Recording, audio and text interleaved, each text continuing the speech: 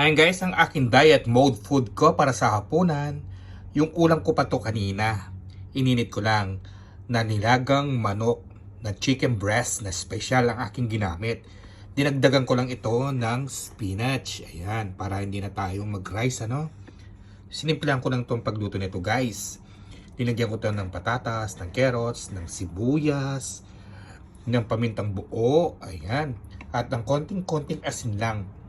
Ang mga gulay na nilagay ko dito, kundi yung zucchini, repolyo, at yun na nga yung spinach.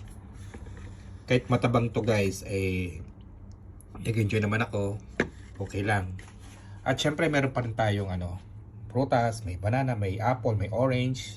Pero kakain pa rin ako ng pipino.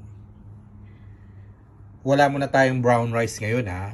Ito, pupunuin ko na lang sa gulay, yung akin tiyan. Pwede na to sa akin to. Ubusin ko na lang ito. Halip po kayo guys. Saluhan po ninyo kumain itong aking hapunan.